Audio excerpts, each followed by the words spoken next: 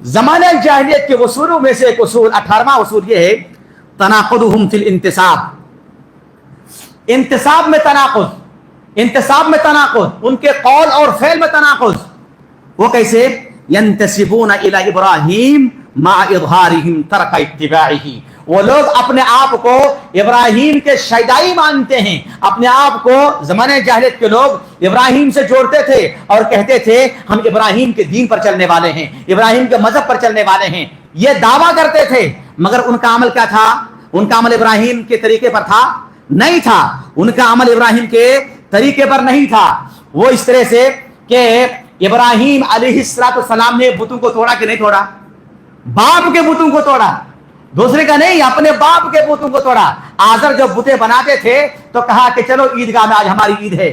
کہا کہ انی سقیم, جاؤ میں تھوڑا بیمار ہوں, جاؤ تم لوگ جاؤ. گئے وہ لوگ, ادھر لیے کلہاڑی اٹھائے اور چھوٹے سے لے کر بڑے تک ایک طرف سے سب کو تاہو بالا کر دیے, زمین بوس کر دیے, چور چور کر دیے. وہ لوگ آئے, کہا کہ کس نے کیا؟ تو ایک سے ایک نے کہا کہ سمعت فتى يذكرهم يقال له ابراہیم, ہم نے ایک آدمی کو سنا ہے جو نوجوان ہے اور جو ان کا تذکرہ کرتا تھا, بتوں کا تذکرہ کرتا تھا, لگتا ہے اس نے توڑا ہے. اس کے پاس گئے تو کہا کس نے توڑا رہے ابراہیم بتاؤ؟ فقبل فعله كبيرهم. یہ جو بتیں ہیں نا آپ لوگ جو بنا کے رکھے ہیں سلسلہ وار, چھوٹا بڑا, باپ دادا پردادا, چھوٹا پوتا نواسا, آپ نے ہر طرح کے بت بنائے رکھے ہیں نا. تو اگر توڑا ہوگا تو پھر توڑا ہوگا, ان کی طاقت زیادہ ہے آپ کا عقیدے کے مطابق, اس نے توڑا ہوگا. اب وہ لوگ سمجھ گئے, ارے ہیکل میں بڑا ہے, جیسے آپ کے ہاں کیا ہے, ارے ڈائریکٹریٹ ہے نا, ہاں سیکریٹریٹ کے بلڈنگ کے پیچھے جو بہت بڑا اسٹیچو رکھا ہوا ہے نا امبیڈکر کا, نہیں امبیڈکر کا بھی ہے, امبیڈکر کا بھی ہے اور اندرا گاندھی کا بھی ہے نا. تو سب کو معلوم ہے, جس نے گاڑا ہے اس کو ہی معلوم ہے, آپ کو ہی معلوم ہے, مجھ کو ہی معلوم ہے کہ اس کے یہ صرف اسٹیچو ہے, اس کے پاس نہ بولنے کی طاقت ہے, نہ سننے کی طاقت ہے, نہ چلنے کی طاقت ہے. ویسے ان کو بھی یقین تھا جب ابراہیم نے کہا کہ بڑوں سے پوچھ لو نا, اسی نے کیا ہوگا, یہ طاقتور ہے. تو وہ لوگ سمجھ گئے یہ تو ہمارے معبودوں کی اڑا رہے ہیں. تو کہا کہ ایسا نہیں, آپ کیا کرو, ان کو آگ میں جلاؤ, ان کو کیا کرو, آگ میں ڈالو. بہرحال تو ابراہیم نے بت کو توڑا. تو ابراہیم کا دین کیا ہے؟ بت کی پرستش کرنا کہ نہ کرنا, نہ کرنا.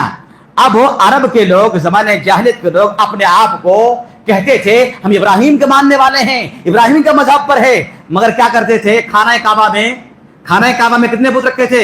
360 بھرے ہوئے تھے. فتح مکہ کے دن جب آپ صلی اللہ علیہ وسلم خانہ کعبہ میں داخل ہوئے, ایک چھڑی لے کر کے ایک ایک کو توڑتے جا رہے تھے. جب دیکھا کہ سب کو توڑ دیے, 2 بت بنے ہوئے ہیں, ایک ابراہیم کے اور ایک اسماعیل کے, اور ان دونوں کے ہاتھوں میں کیا ہے؟ تیر ہے. اور یہ جو تیر تھے یہ کس کے لیے؟ نیک پھال اور بد پھال نکالنے کے لیے.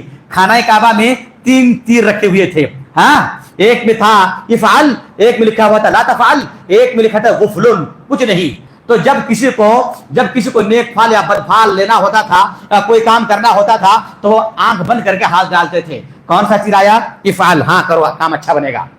اور پھر اگر کوئی دوسرا آدمی آنکھ بند کر کے ہاتھ ڈالے, پھر نکلا کہ لا تفعل, اس کا مطلب کہ منحوس کام ہے, یہ نہیں کرنا چاہیے, رکھ دیتے تھے. جب تیسرا آتا غفلن, کچھ نہیں, 0 0, تو پھر دوبارہ کرتے تھے. ایسا کرتے تھے. تو وہ تیر جو آپ نے دیکھا کہ ابراہیم کا ہاتھ میں ایک تیر ہے اور اسماعیل کا ہاتھ میں ایک تیر ہے, اللہ کے رسول صلی اللہ علیہ وسلم نے ان تیروں کو گرایا اور پھر کہا کہ واللہ ان استقسم بالازلام قط, اللہ کی قسم ابراہیم علیہ السلام اور اسماعیل علیہ السلام نے کبھی بھی تیروں سے نیک پھال یا بد پھال نہیں نکالی, یہ ان کی ایجاد کردہ ہے. پھر اللہ کے رسول صلی اللہ علیہ وسلم نے جب تیر کو ہٹایا, ہٹانے کے بعد اسماعیل اور ابراہیم کے بت کو بھی, اور تم اپنے آپ کو ابراہیمی کہتے ہو اور خانہ کعبہ میں بت کے انبار لگائے ہوئے ہو, تو یہ تمہارے قول و فعل میں تضاد نہیں ہے؟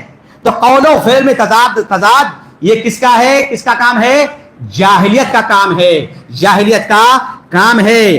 آج بھی کچھ لوگ اپنے آپ کو محبان رسول اپنے آپ کو رسول سے ناتا جوڑتے ہیں. میرا ناتا حسن سے ہے, میرا ناتا حسین سے ہے, میرا ناتا رسول اللہ سے ہے, میرا رشتہ تو سید المرسلین سے ہے. اور جب عمل پہ آتے ہیں تو لگتا ہے ابو جہل بھی اس طرح عمل نہیں کرتا تھا, ہے کہ نہیں؟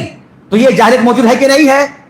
یہ کتاب پڑھنے کا مقصد یہی ہے میرے بھائیوں کہ جو اصول, جو قاعدے, جو طریقہ زمانہ جاہلیت میں رائج تھے انہیں ہمیں ترک کرنا ہے, ہمیں سنت رسول پر آ کر کے ٹھہرنا ہے. لہذا اگر ہم اپنے آپ کو اللہ کے رسول کے محب گردانتے ہیں تو ضروری ہے کہ ہم اس کی اطاعت کریں اسی طرح سے جیسے آپ صلی اللہ علیہ وسلم نے ہمیں بتایا.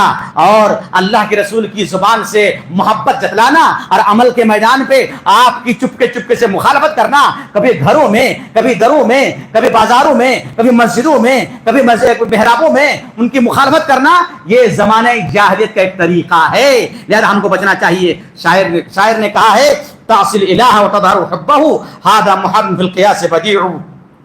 تم اللہ کی نافرمانی کرتے ہو اور اللہ کی محبت جتلاتے ہو, یہ قیاس میں یہ اجنبی بات ہے. یہ قیاس کے باب میں یہ غیر مقبول بات ہے.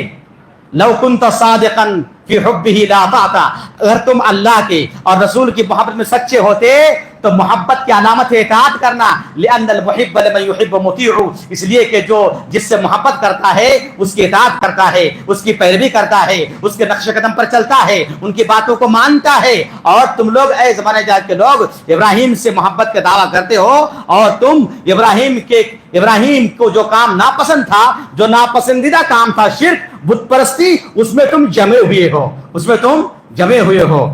لہذا یہ ان کا ایک اصول ہے.